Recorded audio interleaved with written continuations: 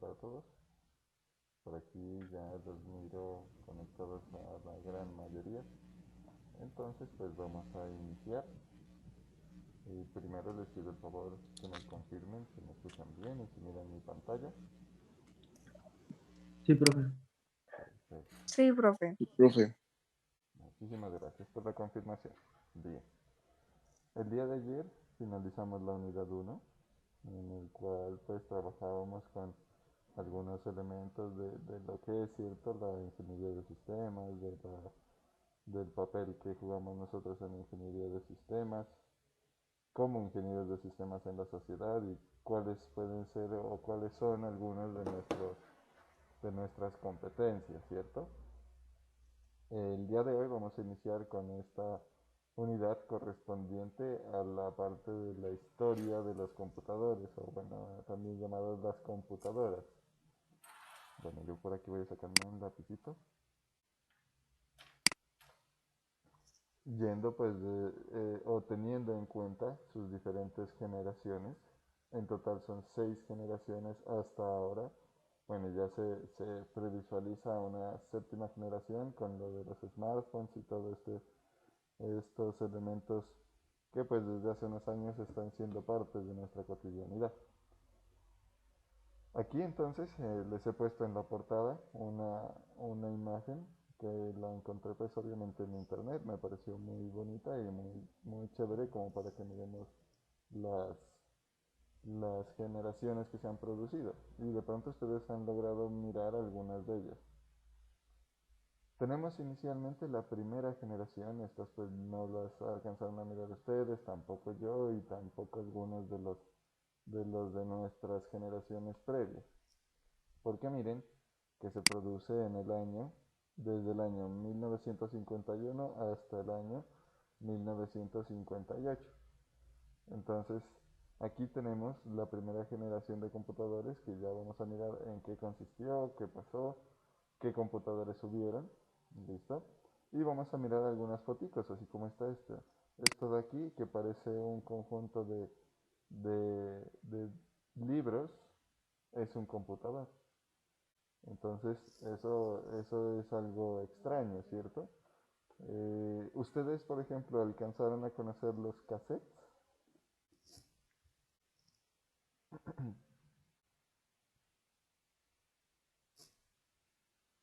Muchachos, ¿alcanzaron a conocer los cassettes o ni idea de lo que les hablo? sí, profe. Los, Sí, profe, sí los conocemos, pero no los hemos señor. utilizado. Ah, miren, muy buena observación que hace Diana. Dice, sí los conocemos, pero no los hemos utilizado. Sí han tenido la oportunidad de verlos en las casas de sus papás o de algún tío, tía o abuelos, pero no se han utilizado. ¿Por qué? Porque ya ustedes la mayoría creo que son del 2000 en adelante, entonces ya en el 2000 salió lo que era el CD y casi todos pues o casi siempre todas las personas iniciaron a utilizar los CDs. Entonces pues por esa razón, aunque se han visto, no se han usado en algunos casos y en algunos otros no se han alcanzado a mirar. Pues así pasa también con los computadores. Esto que parece un armario era un computador. Yo ni siquiera pues he tenido la oportunidad de mirar algo así, solamente en fotos. Y acá pues se miran muchas cositas que quizás son hasta difíciles de comprender. Ah, bueno, voy a hacerles un zoom aquí. Voy a hacer un zoom. Uy, para que podamos mirar un poco mejor la fotografía. Ahí está, miren.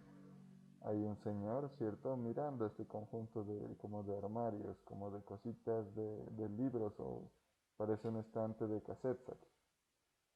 Para la generación, pues, desde desde 1951 hasta 1958, que corresponde a la primera generación de los computadores. Luego viene la segunda generación. Miren que ya evolucionan un poco, aunque son grandotes, ¿no? Son gigantescos esas máquinas. Entonces aquí ya se tiene una interfaz gráfica. Miren que ya tenemos una pantallita. Y aquí pues Ya el año de la segunda generación va desde 1958 hasta 1954. Ya había algunas pantallas, algunos dispositivos también como el teclado. Posteriormente viene la tercera generación, perdón, que ya lo que influye o lo que cambia es el tamaño.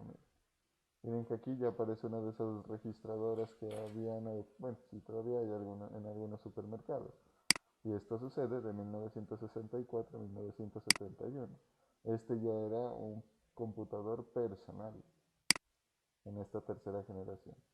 En la cuarta ya se implementan otro tipo de interfaces gráficas y también el tamaño se ve afectado, que va desde 1971 hasta 1988. Ya en la quinta se parece un poquito a lo que nosotros vimos. En las escuelas, en los colegios solían haber estas máquinas así. Todos los computadores eran blancos, me acuerdo. Y cuando alguien tenía un computador de color negro era pues innovador, era súper raro. Y eso pues se mira aquí con el ejemplo que tenemos. Eh, y pues miren que va desde 1983 hasta la actualidad. Y también en la actualidad, pues que se habla de esta sexta generación y de la séptima también con los dispositivos móviles, ya tenemos prácticamente los computadores que están en nuestro escritorio en este momento, o los que hemos visto en los almacenes también. Entonces ya se tienen aquí diferentes elementos. Bueno, acá entonces vamos a continuar, vamos a ir mirando cuál es esa historia, cuáles fueron esos dispositivos que dieron como precursor o que tuvieron, o que fueron precursores de los computadores actuales. ¿Listo? Vamos entonces a iniciar. ¿Cuál creen ustedes o alguien de ustedes se imagina cuál fue el primer computador?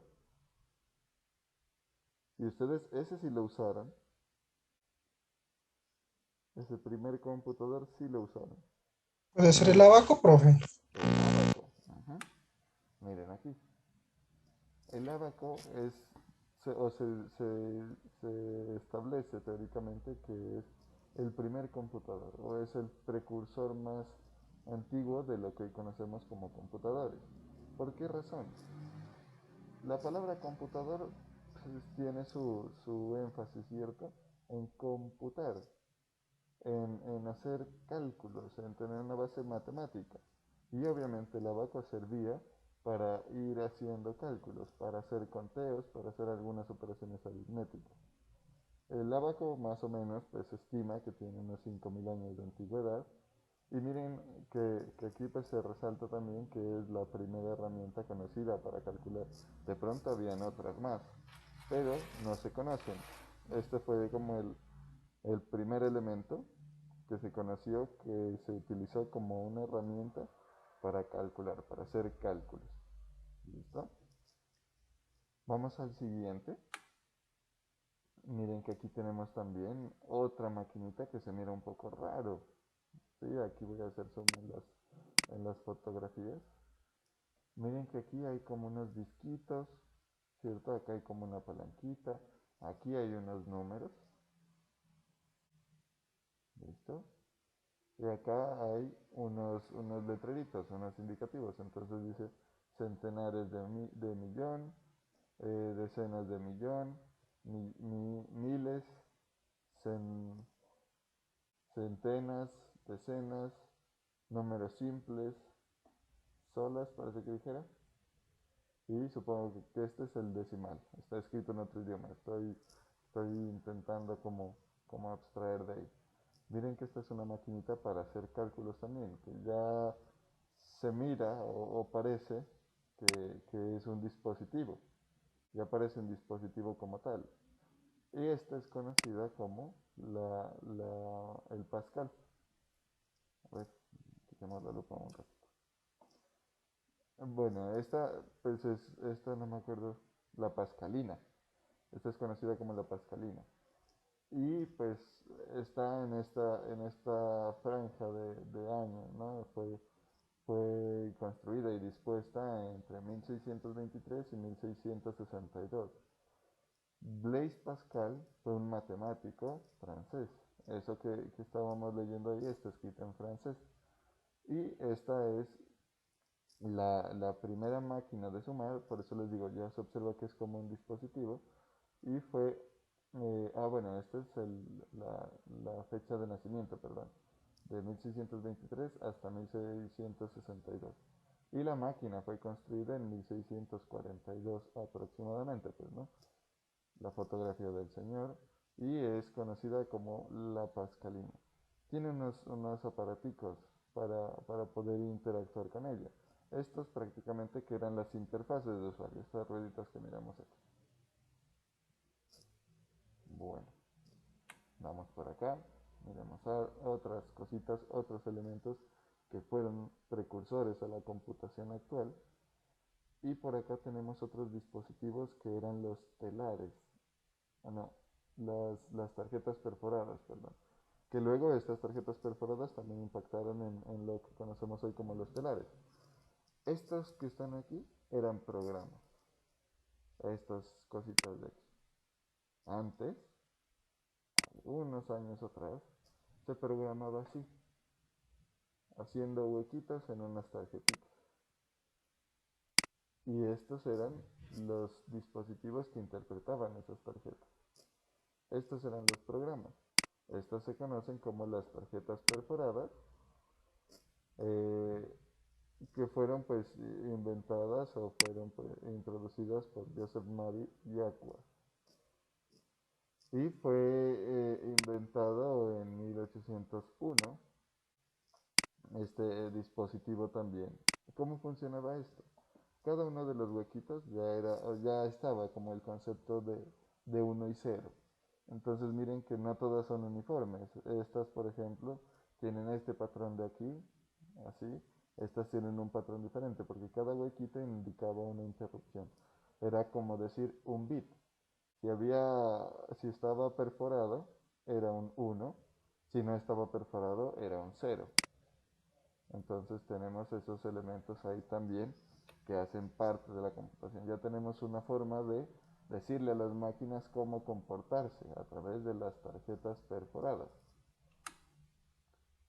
Ahora por acá tenemos otra máquina, también ya vista como máquina, creada por Charles Babbage. Él creó una máquina denominada la máquina diferencial. Se llama así, es una máquina diferencial. Bueno, Charles Babbage vivió desde 1791 hasta 1871. Fue un matemático inglés, creó una máquina diferencial en 1822, usó tecnología para relojes para crear su máquina y esa máquina fue destinada a la resolución de ecuaciones polinomiales, pero nunca fue terminada la máquina. Miren que la base es las matemáticas. Hay dos elementos que impulsan siempre la tecnología, una las matemáticas y otra la guerra. Y la guerra también ha sido protagonista en todos los avances tecnológicos. Miren esto de aquí, esto parece piezas de un carro. Aquí hay como unos piñones que parecen piezas de un carro, esto no parece un computador. Y era utilizada para hacer cálculos, para calcular diferenciales, para hacer cálculos diferenciales. Entonces, se ha partido de diferentes orígenes.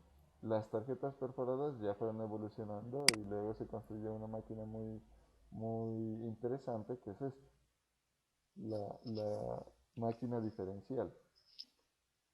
Vamos a mirar que también hay una máquina analítica propuesta por Charles Babbage también, que se denominó la máquina analítica, que es una máquina programable, y este concepto es muy importante.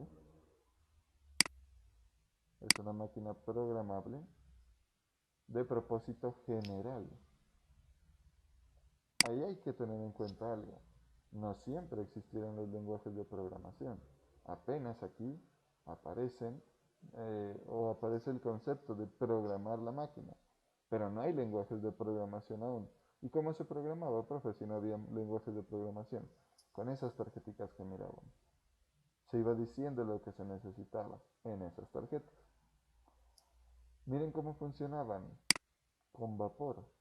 El vapor hacía mover, digámoslo entre comillas, a esos computadores. Y ya tiene algo importantísimo, el almacenamiento. Ya se puede guardar datos, ya se pueden almacenar. Y pues lo que les digo, ya se pueden programar utilizando las tarjetas perforadas. Las instrucciones son almacenadas en tarjetas perforadas. Esta máquina fue propuesta, pero no fue construida. La máquina diferencial no se, no se alcanzó a terminar y la máquina analítica fue propuesta para que sea programada de propósito general, que funcione con vapor, que pueda almacenar hasta 1000 números y que se programe con tarjetas perforadas. Esta era una propuesta, pero miren estos conceptos que fueron apareciendo. Almacenamiento, programación, el uso de herramientas para programar, como las tarjetas perforadas. Y aquí, ya a partir de eso, y miren la importancia que tienen las chicas, las mujeres, en la historia de la computación. Miren lo que hace ella, Augusta Ada King, condesa de Leboulez, creo que se pronuncia, que vivió desde 1815 hasta 1852, miren lo que hizo. Diseñó un lenguaje para la máquina analítica. Y aunque nosotros pensemos de pronto diferente, las mujeres fueron las creadoras de los lenguajes de programación. Ella fue ayudante de Babbage, por eso pues conoció la máquina analítica y propuso el lenguaje, un lenguaje de programación para la máquina analítica. Y miren aquí. Es la primera programadora de la historia. Se considera la primera programadora de la historia. La primera persona que programó. Quien inventó los lenguajes de programación. La trascendencia de las mujeres en la historia. Extraño. Quizás pueda que parezca extraño, pero debe ser algo natural. Y es algo natural. Entonces, aquí resaltamos nuevamente la capacidad de las mujeres para dar a luz, en este caso, a un lenguaje de programación, a la programación como tal. El lenguaje de programación que creó ella se llamaba Ada, como se llamaba ella. Listo, y ahí está la condesa. Acá luego pues ya viene Hermann Hollerith, quien desarrolló una máquina no programable. Miren, no fue programable, pero servía para procesar los datos de un censo en Estados Unidos de 1980. ¿Cómo así? Resulta que en Estados Unidos, pues por la población, igual en todos los países, ¿no? Cuando se hace un censo hay una gran cantidad de datos. Y al hacer un censo manual, pues esos datos de alguna forma deben ser procesados. Y quizás se invertía demasiados recursos en que se haga un procesamiento manual. Por eso este señor, Hermann Hollerith, propuso una máquina no programable. Muy bien se hace la anotación. ¿Por qué? Porque tenía un fin único, un fin exclusivo, que era procesar los datos del censo. Para eso se construyó. No se podía programar para otra cosa. Los datos se almacenaban en tarjetas perforadas que eran interpretados por la máquina, lo cual pues redujo el censo de años a bueno, aquí me falta algo. Se me ha quedado un texto en blanco. Espérenme.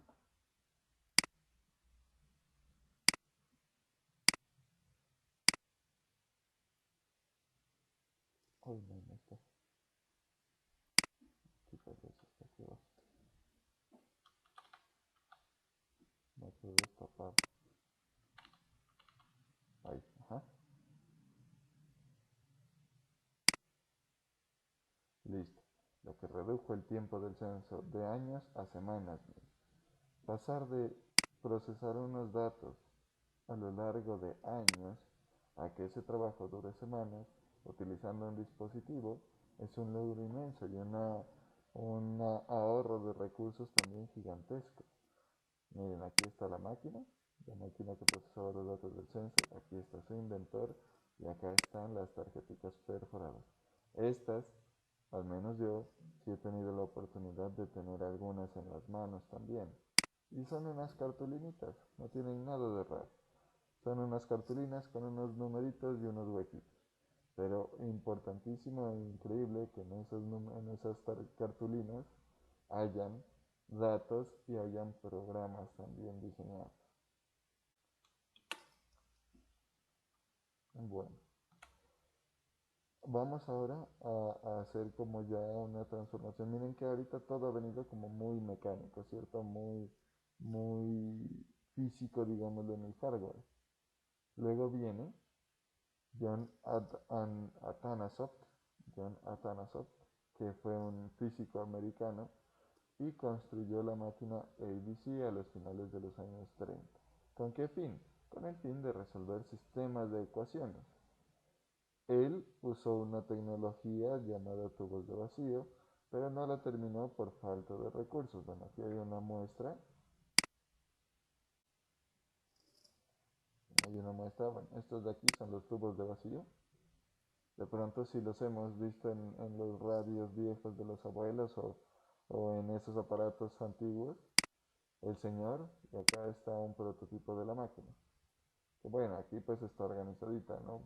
Porque para esos años no se tenía tanta tecnología, pues digámoslo de esa manera. Sin embargo, ya se introduce algo de electrónica, ¿no? Uso de tubos de vacío. Ya no es tan mecánica la cosa. Ya el cuento va cambiando un poco. Luego viene Konrad Zuse, que fue un ingeniero alemán y construyó el primer computador digital programable en los años 30 también. Usó retardos electromagnéticos para realizar la conmutación y produjo la primera máquina en la que se utilizó un sistema numérico binario, importantísimo también, un sistema numérico binario. Tuvo problemas pues con los recursos y pues también eso, miren que hay circunstancias que detienen las investigaciones. Eso era algo también de lo que hablábamos ayer. Las investigaciones son, son un campo fundamental o una herramienta fundamental para que se produzca nuevo conocimiento. Y a veces por falta de recursos y los costos pues, de la investigación, hay proyectos muy buenos que se quedan ahí quieticos. Afortunadamente, digamos a mediana medida, en las instituciones educativas se ha destinado recursos para la investigación y también el gobierno está haciendo ya como sus primeros pininos en inversión en cuanto a la investigación. Entonces son noticias pues también que agradan a la humanidad, ¿no? Bien. Howard Aiken, también un físico americano y matemático aplicado, construyó eh, esta, esta máquina. En Harvard, el Mark I. Este de pronto ustedes si lo escucharon en sus clases de, ¿cómo es que se llama ella? De informática. Y miren que aquí pues ya una empresa grande de la industria inicia a ser parte de todo este cuento. El Mark I fue una de las primeras computadoras exclusivas para científicos, que se construyó en Harvard con el apoyo y la colaboración de IBM. Ustedes sí han escuchado hablar de IBM, ¿cierto? ¿Sí? Sí, profe. Eso, ahí IBM es una de las empresas poderosísimas del mercado de la tecnología. Es uno de los duros, digamos, de Silicon Valley y del mundo. Entonces, miren desde qué época se inicia a incluir IBM en este mundo y por eso pues fue tan poderoso. aunque últimamente pues ha perdido un poquito de mercado también, ¿no? En 1944, un computador denominado Mark I que tiene gran importancia y gran relevancia. Usaba retardos electromagnéticos como el anterior y se podían ingresar números de 23 dígitos. Se usaban logaritmos y funciones trigonométricas en esta máquina. A ver, miremos un poquito las fotos. Este es el señor ya viejito, acá está el señor joven y por acá está una de las máquinas que apoyó en su construcción. Miren de grandote que era ese computador. Todo esto y quizás un poquito más era el computador. Todo esto era el Mark I, que también utilizaba tecnologías pues de la época. De aquí también en estas maquinitas surge un concepto que lo manejamos hasta ahora. Ya lo vamos a mirar en otra presentación también. Miren que aquí hay, pues es como un archivo, ¿cierto? Y hay una gran cantidad de cositas. Y por acá están las personas que lo operaban, que eran científicos. Estos elementos eran orientados a que los usen los científicos, no cualquier persona, sino personas que estén inmersas en la ciencia. Hay un personaje que es muy importante en la historia, que es Alan Turing. Vivió desde 1912 hasta 1954. Incluso, a ver, miramos por acá, incluso, vamos a mirar una pequeña anotación para que tengan en cuenta la relevancia de este señor en nuestra área, en nuestra especificidad. Premios Turing. Bueno, miremos uno de Wikipedia. A veces para salir de los afanes es muy bueno. Dice, Premio Turing. El premio Turing es un premio de las ciencias de la computación que es otorgado anualmente por la Asociación para la Máquina Computacional, ACM, para la maquinaria computacional, a quienes hayan contribuido de manera trascendental al campo de las ciencias computacionales. El galardón rinde homenaje a Alan Turing y desde 2014 es patrocinado por Google, que recompensa con un premio de $1.000.000 estadounidenses al ganador. Miren que Alan Turing, y por eso se le hace homenaje, se hizo uno de los mayores aportes a la computación. Ese premio Alan Turing, hagan de cuenta ustedes que es como el Nobel, así como hay el Nobel de Literatura, el Nobel de Física, el Nobel de Química, el Nobel de Paz. Bueno, ese Nobel para nosotros, para las personas que estamos inmersos en las ciencias de la computación, es el premio Alan Turing.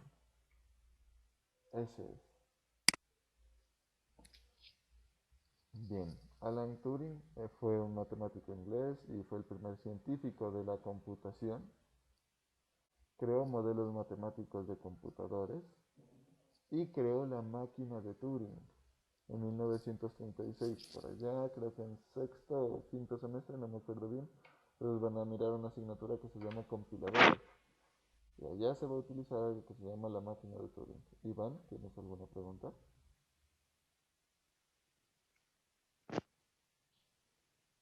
Iván,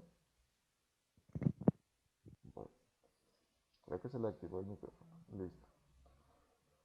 Alan Turing también demostró teoremas fundamentales acerca de los límites de la computabilidad, teoría de la computación. Miren que fue el primer científico de la computación y por lo tanto ayudó o hizo grandes aportes a la teoría de la computación. Aquí está el señor, aquí está nuestro sensei, digamos. Esta es la maquinita, esta es la máquina de Turing. Ayudó a diferenciar el criptoanálisis o los códigos secretos enigmáticos durante la Segunda Guerra Mundial. Y ahí miren lo que yo les decía. Existen principales promovedores, Bueno, creo que estaría bien usada la palabra. Promotores, no es promovedores. Existen principales promotores de los avances tecnológicos y uno de ellos es la guerra. Trabajó en la construcción de un computador electrónico británico denominado Colossus para descifrar códigos. Fue perseguido por ser homosexual y se suicidó en 1954. Mire, son datos un poco impactantes, pero reales. Y son personas que hacen grandes aportes a la humanidad. Se produjo también algo denominado el ENIAC. Aquí estamos haciendo como un contexto de muchas cositas que luego ya les vamos a mirar en, en fotografía en una presentación auxiliar que tengo. Se produjo un computador denominado el ENIAC, denominado así por sus siglas, miren, Electric, Numerical, Integrator and Calculator, ENIAC. Sería una calculadora o integradora, para hacer integrales, electrónica, pues obviamente con trabajo en numérica. Fue creada en la Universidad de Pensilvania por John Mauchly, creo que se diría, y J. Presper en 1946. Produjeron o el ENIAC fue considerado el primer computador digital electrónico. Primer computador digital electrónico de propósito general, ya no solamente para, para hacer una operación específica, sino que ya se podían hacer diferentes, diferentes acciones, usualmente destinadas al cálculo. La programación requería configurar físicamente la máquina. Llenaba una habitación de 3 por 50 pies y pesó 30 toneladas, como la ven. Un computador que pesó 30 toneladas, más que un carro. Y disipaba 1500 watts de energía. Imagínense esa cantidad de energía. Se usó para realizar los cálculos del proyecto de la bomba atómica. Nuevamente aparece la guerra. Se usó para cálculos de propósito general y por ahí aparece pues la bomba atómica, el ENIAC.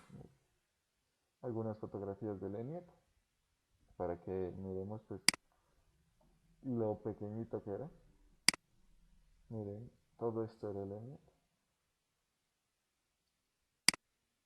Acá están nuevamente las señoritas programando el ENIAC. Y por acá tenemos otras fotitos. Y está pues la relevancia, ¿no?, de las mujeres en la historia. Estas eran máquinas de acceso exclusivo. Y ahí tenemos pues a nuestras estimadas y apreciadas damas, que son muy, muy importantes para la evolución de la ciencia. Entonces hay que reconocer el aporte de ellas en nuestra área y en todas las áreas. Yo, por ejemplo, cuando conocí que la primera programadora y quien inventó los lenguajes de programación fueron chicas, me sentí muy gratificado, porque pues es algo que a muchas personas nos ha brindado oportunidades y nos ha mostrado un mundo nuevo. Entonces sí hay que ser agradecidos. Listo. Acá tenemos otras fotos del ENIAC y miren esas personas que trabajaban ahí. Y aquí va a haber un concepto.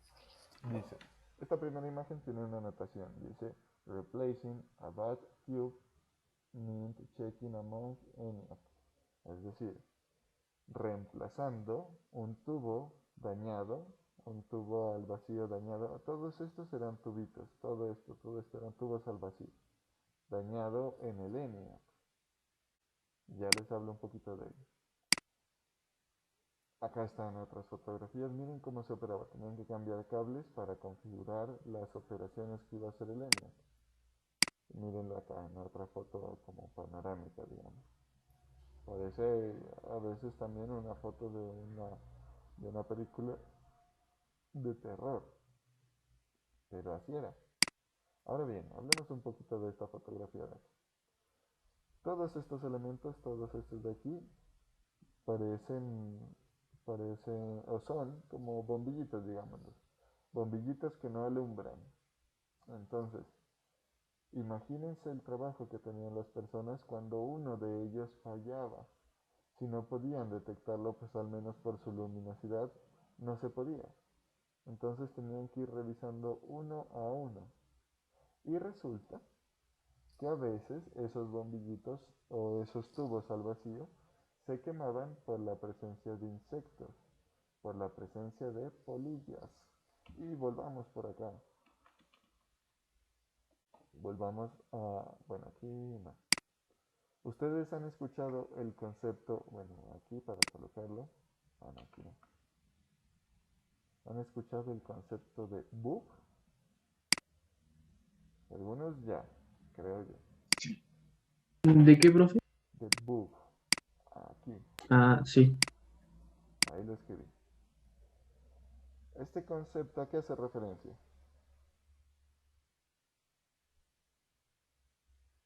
A un error. Sí, un error. Ujú.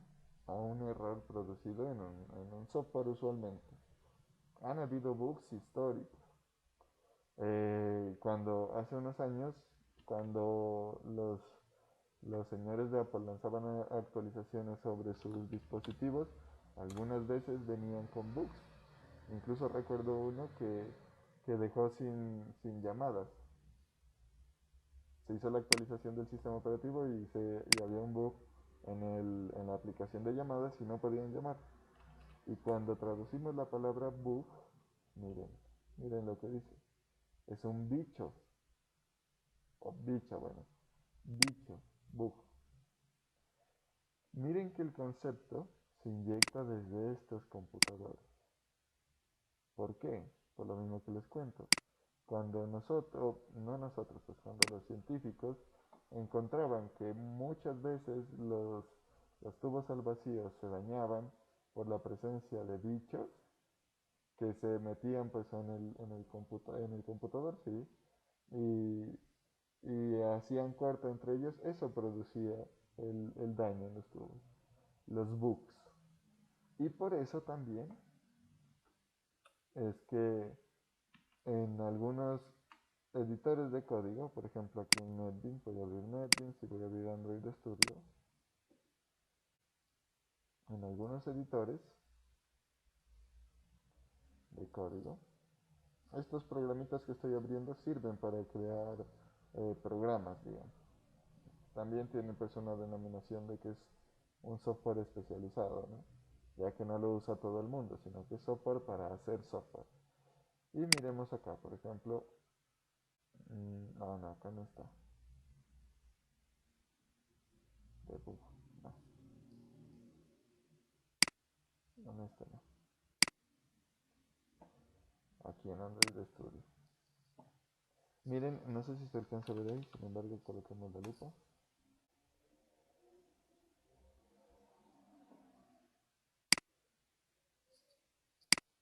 Se me perdió.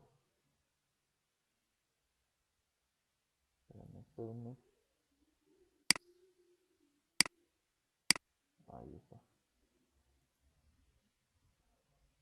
Miren aquí. Si alcanzan a ver este icono verdecito que dice Debug App. ¿Sí se alcanza a ver? Sí, profe. Sí, profe. Eso. Sí. Tiene la forma de un insecto, ¿cierto? De un bichito, de un cucarrón. Tiene la forma. ¿Por qué? Y dice debug. Encontrar el bug. Encontrar el bicho, el insecto. Porque esos bombillitos defectuosos que eran causados por los insectos que se metían en los tubos al vacío y causaban cortos, eran lo que producían los errores. Y ahora, como ustedes lo mencionaban, un bug es considerado un error, un problema, que hay que buscarlo, hay que debuguearlo, depurarlo. Ahí viene, miren eso que tal vez no era muy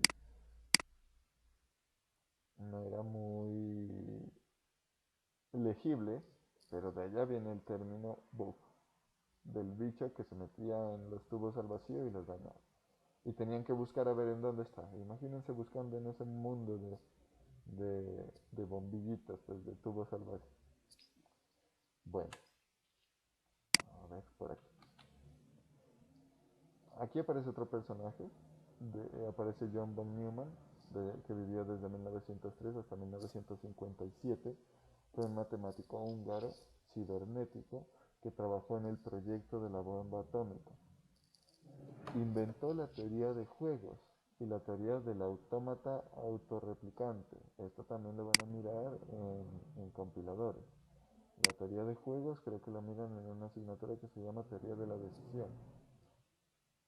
Y fue el originador de este concepto de programa almacenado en el computador. Es decir, que ya los programas no venían, es decir, nosotros ya no colocábamos el código fuente de los programas para que se ejecuten en el computador, sino que ya estaba ahí. Claro que esto fue conceptual, ¿no? En este punto. Y ya el código estaba ahí, digamos, el programa estaba almacenado en el computador y lo único que se debía hacer era utilizarlo. Por aquí no está estorbando.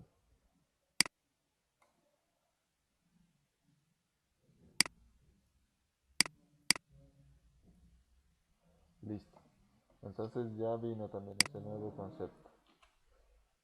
John von Neumann creó un modelo de instrucciones de programa y datos almacenados en la memoria del computador. Se pueden, se pueden reprogramar y la arquitectura del computador de von Neumann llegó a ser estándar universal. Mira. Su arquitectura, su concepción, su concepto, digamos. Y el primer programa almacenado electrónicamente aparece en 1947, y ahí está la máquina pues, que construyó el señor Newman. Esto parece mecánico, pero ya tiene elementos electrónicos operando aquí. ¿Listo? Ahora vamos por acá. Y miren nuevamente. Una dama. Los lenguajes de programación, pero ya no cualquiera. Los lenguajes de programación de alto nivel. Profe, ¿qué es eso de los niveles? Resulta que, bueno, y aquí sí voy a usar la pizarra. Ahí está.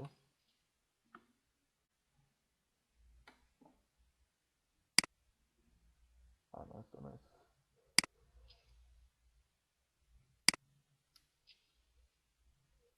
Acá.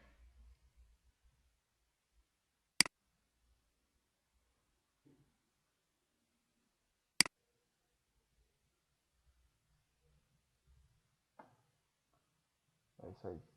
Resulta que nuestros computadores tienen diferentes capas, diferentes niveles. Por ejemplo, están el nivel del hardware, que ya es lo físico. Está el nivel de los drivers, que de pronto algunos de ustedes ya saben a qué hago referencia. Está el nivel del sistema operativo.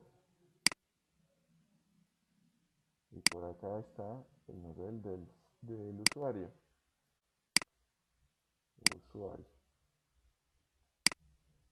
¿Listo?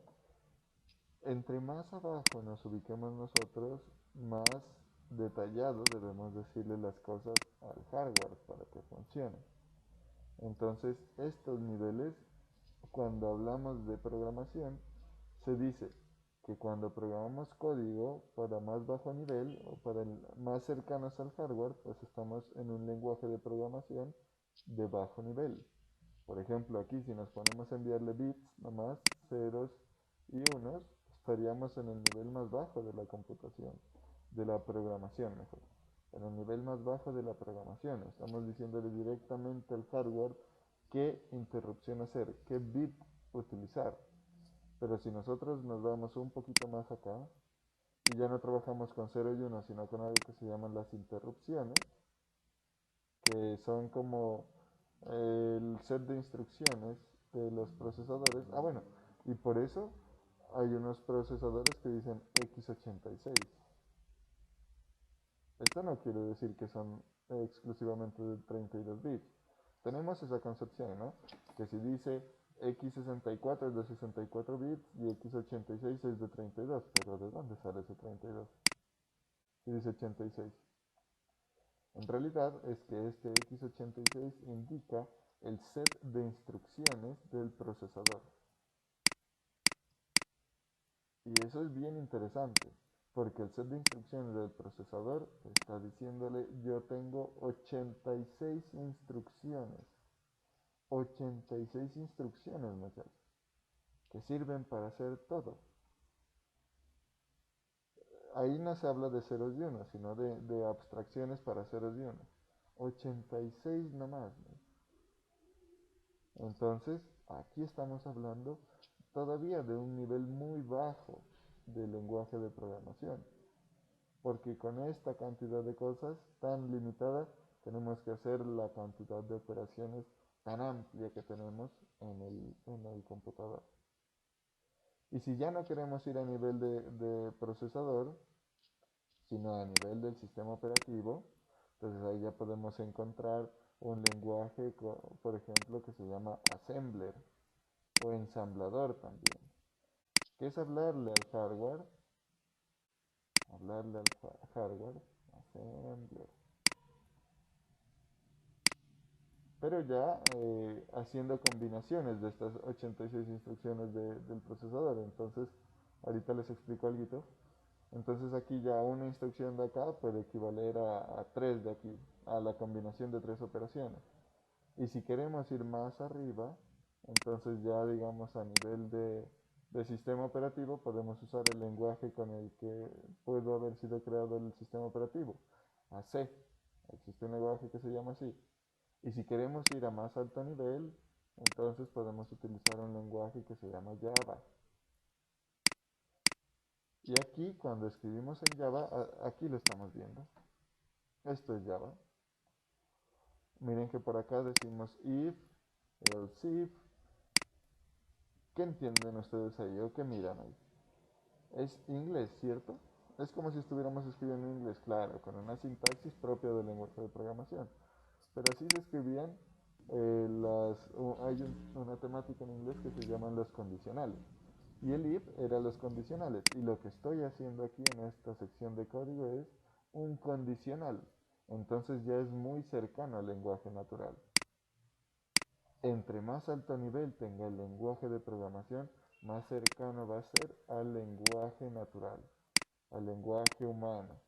Miren que acá iniciamos desde los ceros y unos.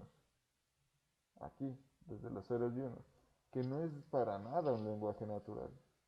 Usted no va a llegar a la casa de su mamá a decirle 00011 de 010001. No, porque no le va a entender. No es un lenguaje natural. Pero sí le puede decir, mamá, ¿será que voy a comprar pan? Ahí sí, es un lenguaje natural. Es un lenguaje de alto nivel. Ahora, ¿qué pasa? ¿Por qué es de alto nivel? Aquí tenemos un gran conjunto de instrucciones.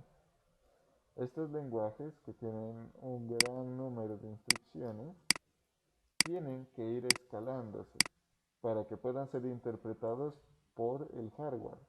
Tienen que irse abriendo acá. Es decir, este que es muy cercano al lenguaje natural tiene que traducirse a un lenguaje que entienda el sistema operativo. Entonces, esto tan resumido que yo le digo aquí, que yo le digo if, bueno, que le digo, qué sé yo, tiene que expandirse, porque claro, yo acá lo digo más fácil, pero todo eso que está aquí fácil, por ejemplo, tengo 3 instrucciones, puede que acá sean 10 instrucciones, porque ya estoy bajando un poco de nivel, tengo que ser más específico con lo que le digo. Y bajo más,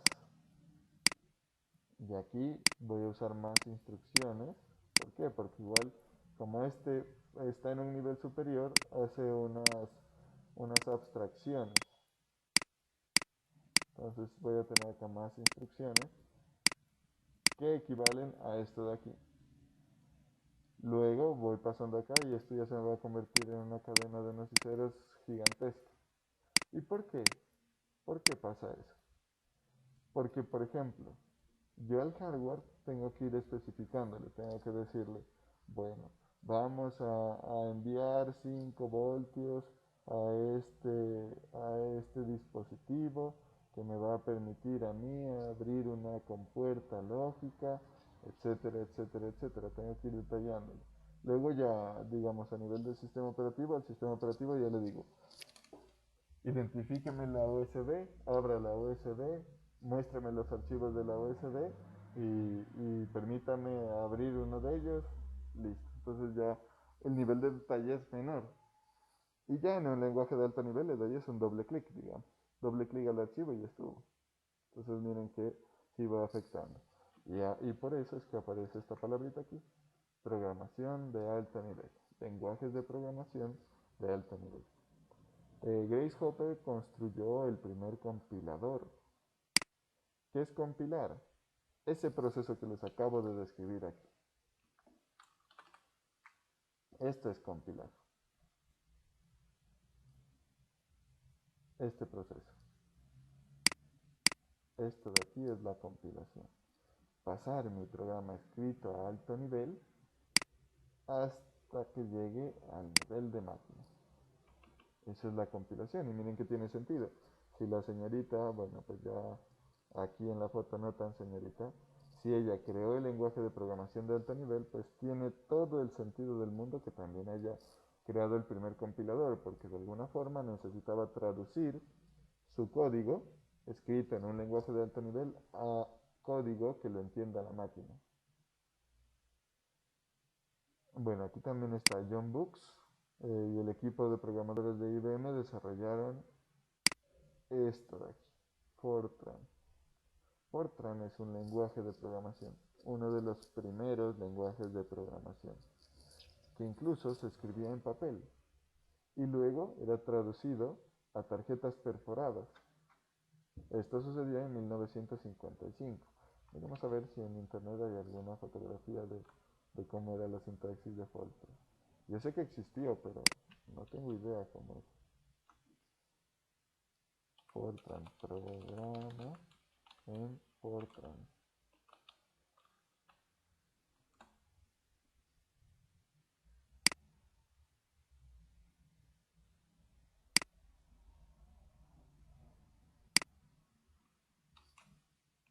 Vamos.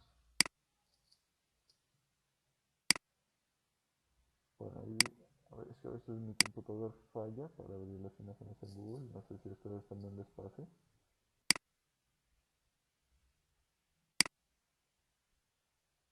Aquí, eso. Miren, esto era un programa en Fortran. Hago acto de fe porque la verdad no conozco el lenguaje. Y aquí se dice programa, escribir, miren, haga, escribir, escribir, finalice lo que hace, finalice el programa.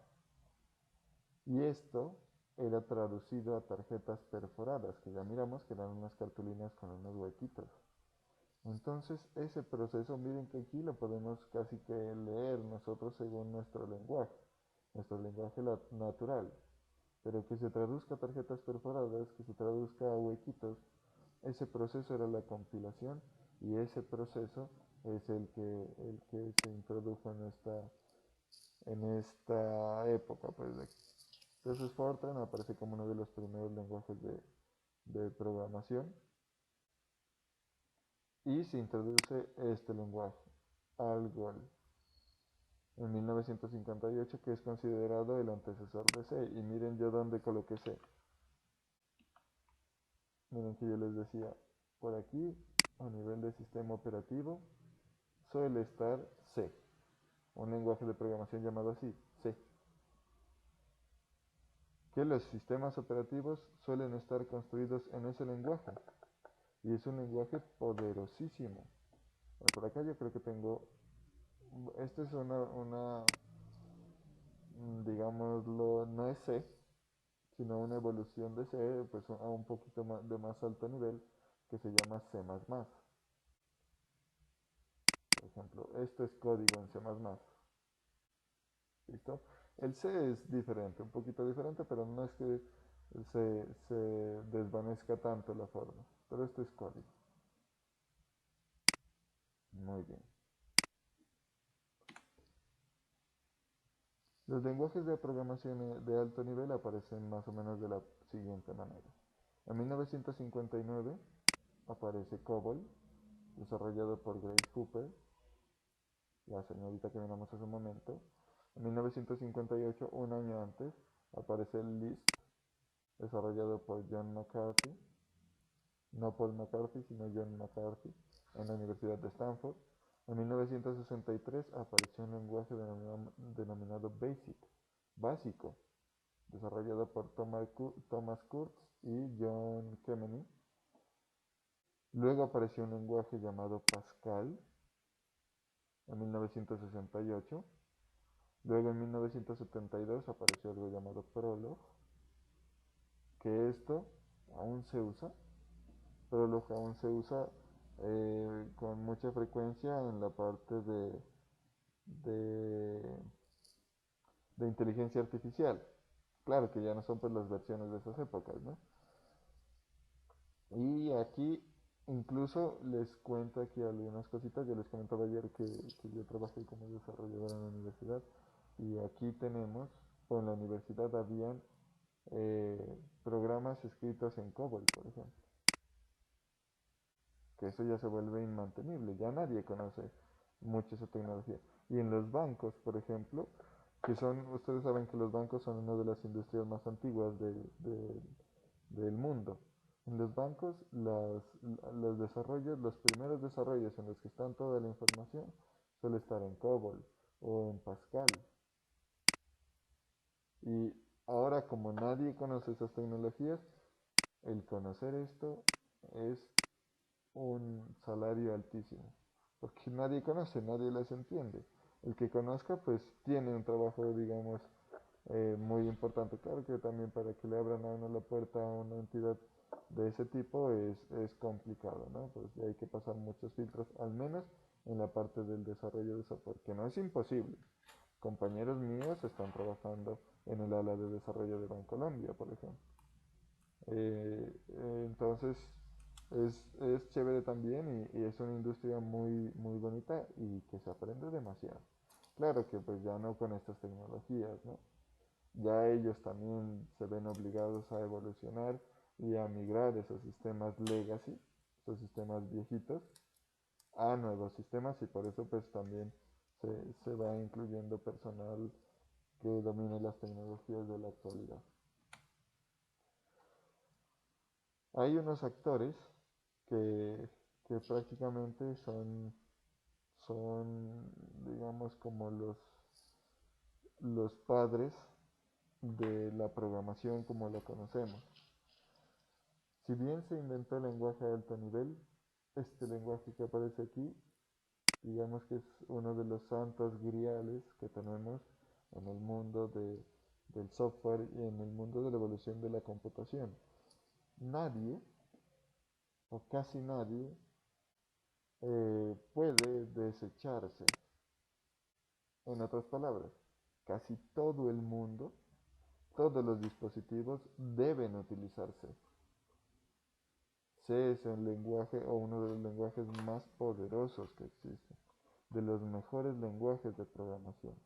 Y estos dos señores son quienes lo construyeron, quienes lo diseñaron a partir de la función de la fusión de algunos lenguajes. Por ejemplo, Java, el lenguaje Java funciona en Android, funciona en el computador, ¿cierto? Y Java tiene o está basado en C. Por ejemplo, los sistemas operativos de los iPhone, los iOS, están escritos en un lenguaje que se llama Swift.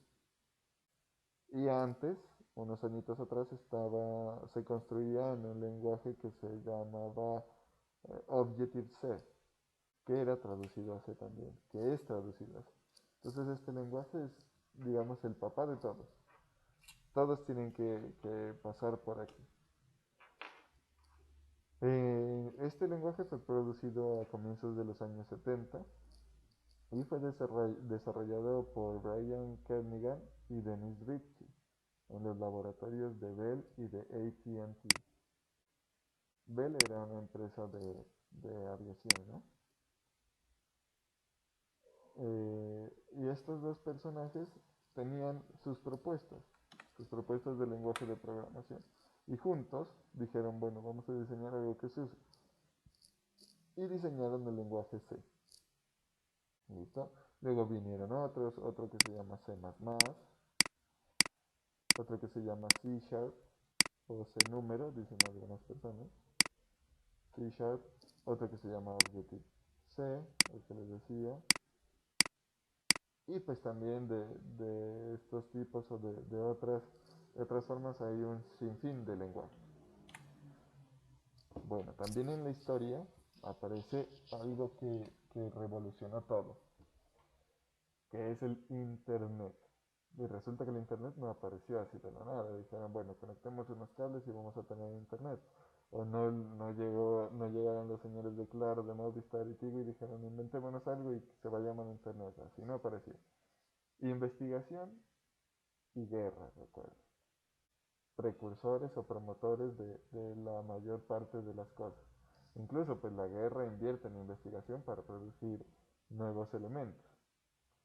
Entonces, el Internet, y son dos cosas diferentes, ¿no? El Internet y este www. ¿Quién sabe lo que significa el www? Web. ¿Cómo? ¿Leder? World Wide Web. Exacto. World Wide Web. A veces es difícil pronunciarlo. World Wide Web. Una red mundial, ¿cierto? Esto se produjo en unos laboratorios en 1969, en los laboratorios de ARPA. Y por eso se denominó ARPANET. Net traduce red, ¿cierto? Entonces, ¿qué pasó? Bueno, aquí dice, se conectaron 4 computadores ubicados en USB, UCLA, Utah y SRI. Estos eran algunos laboratorios. Entonces, ¿qué pasaba? Los científicos que trabajaban en esos laboratorios necesitaban compartir información entre ellos. Necesitaban enviarse información, elementos científicos, datos científicos. Por lo tanto, como miren esos laboratorios, como necesitaban compartir información de manera inmediata, y pues antes tocaba llevar la hojita impresa, e ir enviando, llevar los documentos, etc. Entonces dijeron ellos, bueno, y si conectamos estos 4 computadores y compartimos los datos a través de la aquí está, World Wide Web, a través de la a través de una red que inicialmente no era la World Wide Web, ¿no? Sino que luego ya cuando se miró que se podía compartir más información, ya se la denominó la red mundial conectada. Y ahí también apareció algo que se conoce como el lenguaje de hipertexto, el HTML, porque de esa manera se compartían los datos.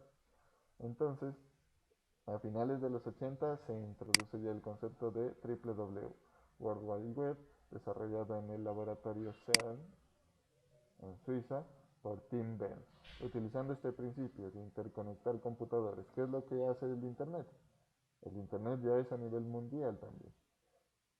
Entonces, al conectar o al interconectar más bien computadores, se obtuvo lo que se denomina hoy en día la Internet. Y miren que en 1990 aparece el primer browser de web, es decir, el primer navegador. ¿Para qué? Para interpretar estos archivitos. Quedan escritos así. Entonces ya no se enviaba el archivo, sino que se colocaba una página web que el otro cliente, la otra persona podía mirarlo en su browser, en su software de visualización de archivos de hipertexto, de lenguaje de marcas de hipertexto o de etiquetas de hipertexto. Pues también existen otros personajes como Mark Andreessen y Eric Bina que desarrollaron un browser o un navegador. Este concepto browser pues ya creo que es conocido por varios de ustedes, que hace referencia al navegador, al Chrome, al Internet Explorer, al Edge, que se denominó este browser Web Mosaic, que fue desarrollado en la Universidad de Illinois. Y luego se crea Netscape. Ahí está en 1994. Ya no hace que como unos 28 años. También hay otras máquinas importantes como el pantelégrafo. Eh, bueno, aquí hay un texto escrito, pareciese como en francés, o qué lenguaje será este, que hace una breve descripción del pantelégrafo. Y esta era la maquinita, que era utilizado algo así como un telefax. Entonces dice, aquí se describe cómo funcionaba la puntilla metálica del transmitente, explora el documento, bueno, eso es como italiano. Bueno, se describe, ¿no? Y esto era como que iba replicando un mensaje con, con una, con una agujita. Listo. Aquí hay algunas de las cosas que se introdujeron durante la historia, ¿no? Algunos de los dispositivos. Y por acá yo les voy a compartir unas foticos que también suelen ser conocidas por los muchachos que miran programación por primera vez. Aquí está, clase 1. Eso, historia del computador. Aquí hay unas fotos de los dispositivos también ordenados ya de manera cronológica. En la anterior presentación pues el, teníamos algunos elementos importantes y trascendentales en la historia orientados también a la evolución de los lenguajes de programación. Aquí sí ya tenemos algo como directamente orientado al hardware. Entonces está el Abaco, que ya lo vimos, la Pascalina, que también ya lo vimos, la máquina diferencial, que la vimos también, los telares y tarjetas perforadas. Entonces yo les decía, bueno, las tarjetas perforadas permitían eh, operar algunas máquinas ya digámoslo de manera programada. Y esas máquinas que usaron principalmente las máquinas perforadas eran los telares. ¿Para qué? Para producir patrones sobre los tejidos. El Hollerith también, que era una máquina que interpretaba tarjetas perforadas. El Mark I, está aquí digamos un computador también, que no lo vimos en la presentación anterior, pero es muy importante. El ENIAC, miren la misma foto, Electronic Numerical Integrator and Calculator. Otra foto del ENIAC. Aquí tenemos nuevamente una foto del ENIAC. Estaba el EDVAC, dice Electronic Discrete Variable Automatic Computer. Bueno, acá tenemos pues digamos un computador muy parecido al ENIAC, pero con un fin con un fin similar de una tecnología diferente. Igual era gigantesco, miren la foto ahí, era un cuarto prácticamente. Aquí pues ya describimos un poquito la generación 1 producida por la invención o por la aplicación de las válvulas al vacío o los bulbos que tenían esta estructura electrónica. Entonces estos son los bulbos tetrodo de tres conectores.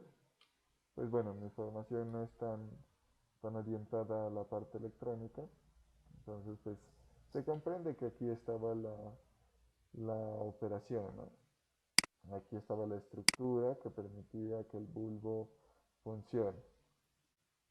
¿Listo? Vamos entonces acá. Miren, los bulbos en la primera generación también aparecen las tarjetas perforadas. Aquí quizás se observa un poquito mejor. Aquí están los numeritos, miren, estos serán los numeritos. En cada una, miren, en cada fila hay números. Y donde yo hacía una perforación, eso significaba algo. Listo.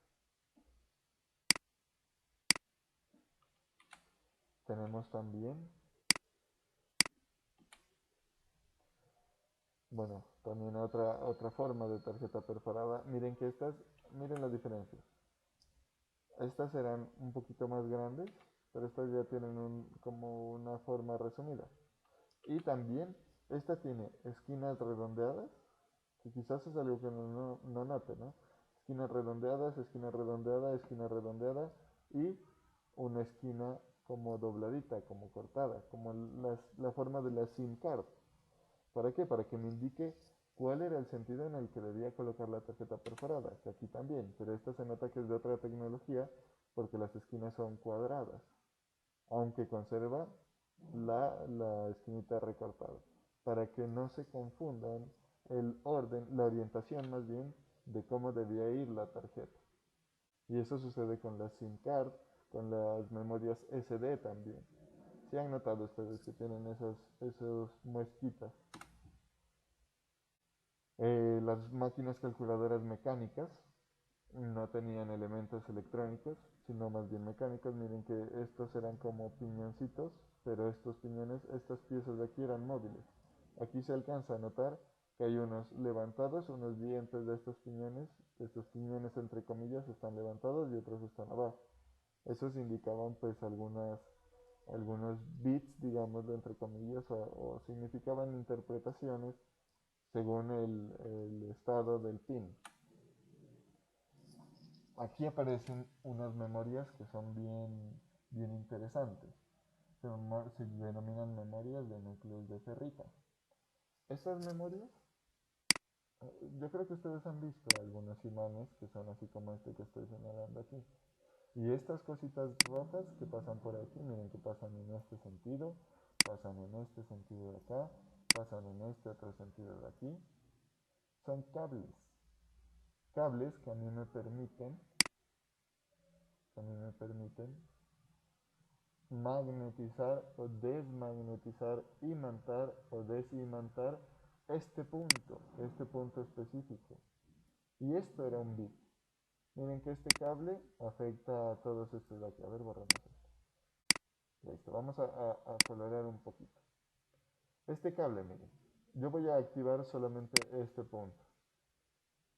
Entonces, ¿qué digo? Bueno, energicen este cable. Este cable tiene que cruzarse con otro. Y miren, van a notar que esta intersección es única, porque acá vienen estos cables de acá. Y ya estos dos no se vuelven a cruzar en otro punto, se cruzan exclusivamente aquí. Sin embargo, también hay otros cables que vienen desde aquí. Miren. Aquí se cruzan estos de aquí. Y es el único punto donde se cruzan. Entonces, cuando yo hago esta combinación, aquí le digo actívese, actívese. Y a este también le digo actívese. Al combinar yo estos tres, este punto de aquí va a quedar imantado. Entonces ahí puedo decir, bueno, aquí estoy almacenando algo. Y sé que estoy aquí porque esta combinación me activa únicamente este punto. ¿Listo? Yo le mando corriente por aquí, corriente por acá, corriente por acá. Y al tener esas combinatorias de las corrientes en el punto donde se cruzan, se vuelve o se magnetiza. ¿Listo? Y así se podían almacenar. Entonces, magnetizado 1 sin magnetizar 0. Ahí se tiene la forma de almacenar bits. Borremos. Vamos acá y avancemos. Esta es la memoria completa. La memoria de núcleos de ferrita. Y miren que los cablecitos vienen por acá. Por acá en un lado están todos los cables. Y pues ya en el procesamiento de estas señales se hacía toda la carga de guardar. Se colocaban todos los elementos que experimentaban el guardado dentro de la memoria. Había algún dispositivo encargado de controlar cada uno de estos bits, digámoslo así. Miren que ahí ya, acá parecía en la diapositiva anterior, parecía que era grandota, pero ya se observa que no está grande. Bien. El IBM 650, esto era un computador, aunque parezca una fotocopiadora, era un computador IBM nuevamente. Y pasamos a la generación 2, que ya es producida por la evolución en la electrónica y con la aparición del transistor. Y esto cambió todo. Cambió todo, ¿por qué? Porque se reducía el tamaño de los dispositivos y se reducía el consumo energético y también se aumentaba la velocidad. Al ser más pequeñito, había menos camino por recorrer, había más velocidad. Estas son unas fotografías de los transistores, ustedes los van a utilizar por allá en tercero o cuarto semestre cuando miren unas asignaturas de electrónica. Y ahora miramos pues algunos elementos de almacenamiento. Las cintas magnéticas. Antes yo me acuerdo, no sé si ustedes también tuvieron chance, habían unos aparaticos que se llamaban los VHS. Si los vieron o si los usaron? Yo sí los he visto, pero no los he utilizado. Yo también los he visto nada más. Claro. Los VHS leían unos cassettes y ahí en esas cintas estaban grabadas las películas. Tenemos los discos duros, así son los discos duros por dentro. Ah, pero bueno, ustedes ya están en una época nueva. Ahora existen los discos duros de estado sólido. Estos eran los discos duros mecánicos. Bueno, ustedes sí creo que alcanzaron a utilizar los discos duros mecánicos porque los de estado sólido aparecieron como hace unos 6 7 años. Y apenas ahora pues están siendo asequibles. Así funcionaban, así se almacenaba la información. Estos discos me ayudaban a mí a almacenar los datos.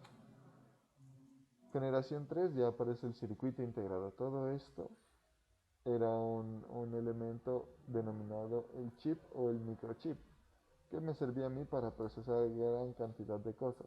En una tarjetica tenía todo un conjunto de elementos que me ayudaban al procesamiento. Circuitos integrados, también parece una memoria RAM, esto de aquí. Y aparece la generación 4 del microprocesador. Ya no es un procesador, sino el microprocesador.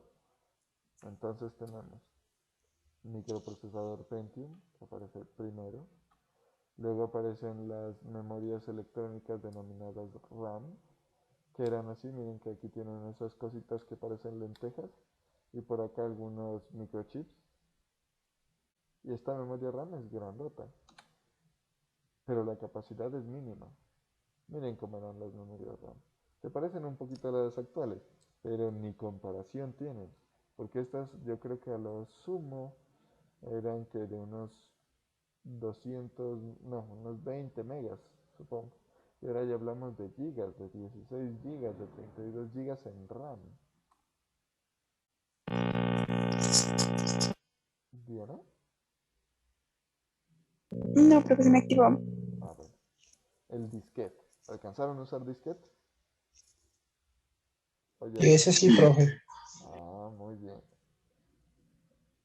Porque, bueno, más o menos que hace unos 10 años, tal vez, ya aparecieron o se volvieron muy populares las USB. Porque antes todo era en disquete y habían diferentes tamaños de disquete. Nosotros usamos quizás los pequeñitos, estos de aquí.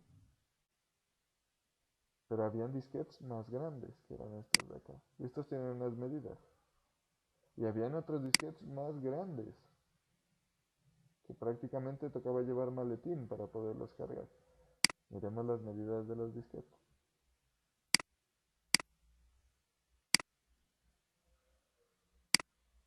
A ver, ahí. Dimensiones de los disquetes.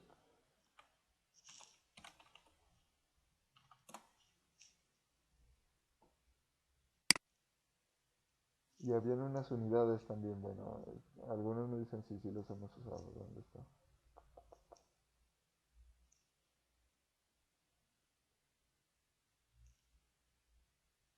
A ver, busquemos una imagencita que nos dé las dimensiones, porque esas no me acuerdo, ¿no?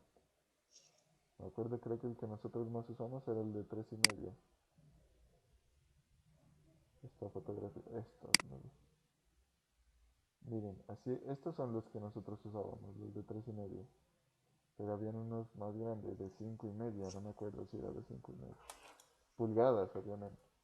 Y estos no, estos sí, ni siquiera los alcancé a utilizar. Aunque pues muy amablemente uno de los docentes, que creo que les está dictando clases a ustedes, el ingeniero Jesús Insuasti, creo que les está dictando programación. Él tiene una colección de estos, de disquetes, bueno, de todos los dispositivos de almacenamiento y de, bueno, de diferentes dispositivos de interés. Él tiene tarjetas perforadas, tiene estos disquetes grandotes, tiene unos disquetes pequeñitos, tiene unos cassettes grandotes también. Él tiene una colección de estos dispositivos, a ver si de pronto le comentan. Y él muy amablemente, cuando yo estuve estudiando uno de los posgrados, no, creo que fue en el pregrado, no me acuerdo bien, nos hizo partícipes de esta colección y nos mostró, la llevó a la universidad y la mostró y pudimos tener todos esos dispositivos de antaño, algunos, en la mano. Bueno, lo que hablábamos, pues de la aparición de la red, ¿cierto? Y aquí hay algo que esto sí no lo vivieron ustedes. Las redes de transmisión de datos que antes tocaba para poder hacer que el computador tenga internet, que se conecte a internet, tocaba desconectar el teléfono y a través del cable del teléfono se navegaba en internet. Y eso era lentísimo, pero lentísimo, lentísimo. Y era carísimo. Porque imagínense, si antes llamar desde el teléfono fijo era costoso, que era el servicio por el cual se, se pagaba ese cable de manera natural, imagínense conectando el computador a internet y tocaba esperar siglos para que cargue un buscador como Google. Y tocaba a través de, miren que aquí están los postes de energía que pues por ahí usualmente se mandaban los cables de telefonía también. Y existía algo que se llamaba el modem. Ahora nosotros le decimos modem al aparatico que nos instala Claro, pero no suele ser, bueno, aunque dependiendo pues del dispositivo también. Pero a veces suele ser mejor conocido como el access point, el router, ¿cierto? Porque este modem si hacía, o el decodificador también se le llamaría. Lo que pasa es que antes las telecomunicaciones, y eso también es la razón por la cual existe la TDT, la televisión digital, ¿no? Cuando se transfiere información, había algo así. Esto que estoy dibujando era una curva de transferencia de datos. Que esto de aquí es analógico, análogo, continuo. Miren que aquí, si pensamos en un plano cartesiano, y aquí puedo ir diciendo, bueno, esto equivale a 0,5, esto equivale a 1, esto equivale a 0,7, esto equivale a 0,01 y esto equivale a 0, este punto de aquí. Eran pulsos continuos, así se transfería la información. Entonces, se debía, el modem tenía la función de esto que venía análogo por los cables, transformarlo a bits, porque los computadores funcionan en binario, funcionan con ceros y unos. Entonces el computador no va a interpretar una curva así, el computador va a interpretar esto, ceros o unos. Entonces el trabajo del modem era pasar esta señal que viene análoga, convertirla a una señal digital. Y la información que iba a salir del computador, que viene digital, de dígitos, de ceros y unos, convertirla a análoga para que de esa manera pueda viajar por esta red. Y eso es lo que pasa también ahora con la TDT, con la televisión digital. Por eso es que los televisores viejitos no funcionan con TDT y toca comprar el decodificador, ¿cierto? El deco que lo llaman, para que el televisor viejito pueda utilizar o pueda conectarse a la TDT, porque lo que está haciendo el televisor viejito es que interpreta esta señal que viaja por el aire. Entonces ya necesita un dispositivo auxiliar que ese dispositivo auxiliar ya va a conectarse también al espectro electromagnético a detectar esa señal digital. Pero este DECO, ya esa señal digital que captura la transforma en una señal analógica y se la pasa al televisor. En realidad el televisor lo único que está haciendo no es que se conecta a la TDT, está proyectando una señal digital, perdón, análoga, convertida por este aparatito que es el que se compra. Y así funcionaban antes las telecomunicaciones, entonces por esa razón era también lento, porque este proceso de convertir la señal análoga se tardaba para que se pase a digital. Ahora ya, por eso les digo, antes se llamaba modem, ahora ya los llamamos de otra forma, el router, el access point, etcétera. Porque ahora ya todos esos cables que instala Claro hasta nuestra casa, la fibra óptica y todo eso, ya transmiten datos en formato digital o de forma digital. Ya eh, no se pierde tiempo ni energía haciendo la transformación, aunque también hay canales que viajan análogos. Bueno, y aquí también esta imagen tiene algo, un mensaje oculto. Miren, el Encarta, ¿lo usaron? El software Encarta, Sí, Sí, Sí, profe. nostalgia, ¿no? El internet de nuestra época. Instalar Encarta y consultar todo ahí.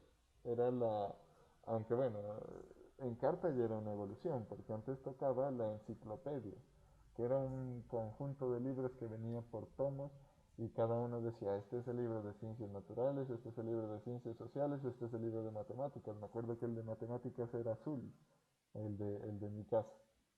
El de ciencias sociales era amarillo. Había otro que era de ciencias políticas, que era blanco. Esa era la Encarta de mis años. Y luego pues ya apareció Encarta, que era un software instalado. Y también había otro que se llamaba Mi Primera Encarta, que hasta juegos tenía. Y miren que esta imagen es sacada de Encarta. Entonces también tiene su parte nostálgica. Hay un mensaje oculto ahí en esa imagen. Bueno, acá ya tenemos pues algo de los computadores. Esto, pues no sé si ustedes hayan visto una board, se llama así, o el main board, la tarjeta madre. Eh, Sí. esta ya es viejita, esta que está aquí. Así eran las boards antiguas, que tienen estos puertos grandotes, por ahí alguien me dice, sí, yo sí he visto una de esas. Tienen estos puertos grandotes. Estos de aquí, miren, aquí se conectaban antes los discos duros o las unidades de CD. Estos eran los cables o los buses IDE. Ahora ya hay otros que se llaman SATA, si es que hay todavía, porque ahora creo que se conectan directamente a la board. Por acá tenemos otros puertos para conectar la impresora. Esta board es viejita.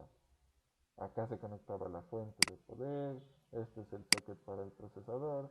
Ahora son bien diferentes las boards. Aunque todavía existen de estas.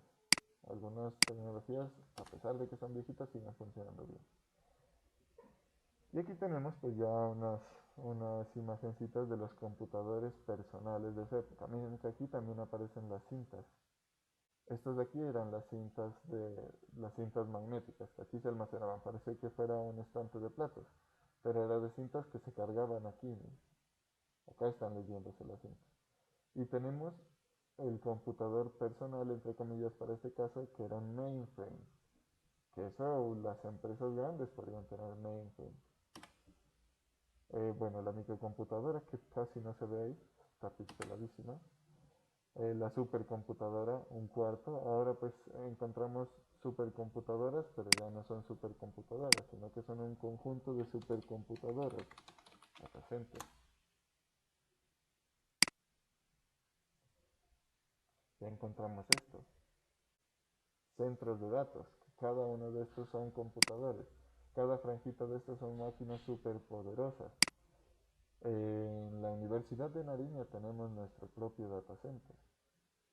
Allá hay un data center, bueno, pues no tan grande como estos, Pero hagan de cuenta que es como mirar estos dos partecitas. Estas dos, algo así. Porque la infraestructura es la misma. Está el aire acondicionado, está el cableado de red, el suelo falso, que eso pues ya es una, una harina de otro costal, digamos. Pero está también en la onda, ya tiene su músculo tecnológico. Bueno, a ver, me perdí. ¿Dónde está esto? Sí.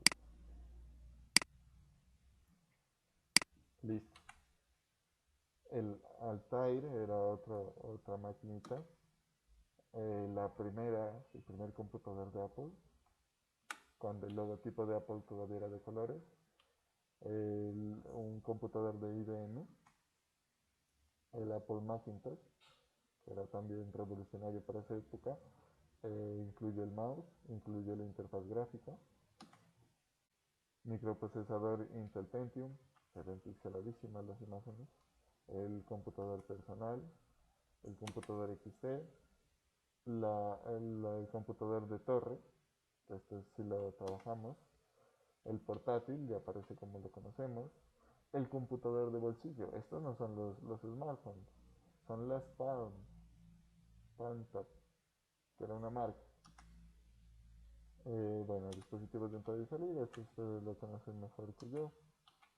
Microprocesador, tarjeta madre, otro tipo de tarjeta madre, el microprocesador AMD, por ejemplo, en este caso.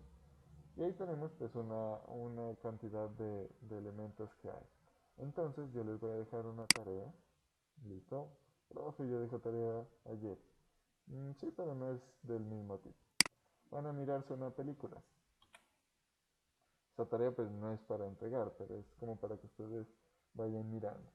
Es bien conocido para todos nosotros que prácticamente en el mundo de la computación, hasta hace algunos años quien mandaba era Microsoft con su Windows, ¿cierto?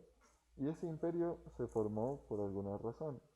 Y luego, pues no luego, sino que también su competencia era Apple, que pues Apple ya aquí, por lo menos en Colombia, inició a tomar fuerza unos añitos después por el costo, ¿no? Que también tiene unos orígenes por allá.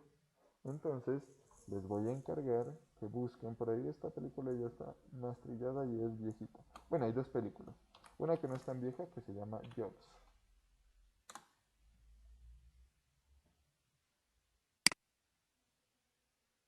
No, no, película. Bueno, por ahí ustedes la pueden encontrar. Ustedes pues saben más dónde buscar películas y todo eso. Está en Netflix también. Si la he visto en Netflix, yo creo que la miré por allá. Y otra película que se llama Piratas de Silicon Valley. Película completa. Piratas de Silicon Valley. Aquí está el audio en español. Ah, bueno, en este caso estoy en la universidad. Algunas páginas están bloqueadas. Entonces esas dos. Jobs. Voy a anotárselas por acá.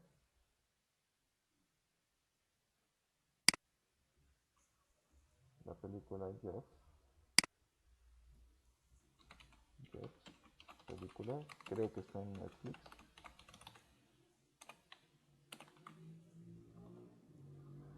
Y también Piratas de Silicon Valley. Esta si no creo que está en Netflix. No la he visto. Listo. Esas dos les encargo para ver. Con el fin de complementar estas temáticas. No es que yo les vaya a hacer una evaluación o algo de eso. Solamente es con el fin de complementar estas temáticas y son bien bonitas.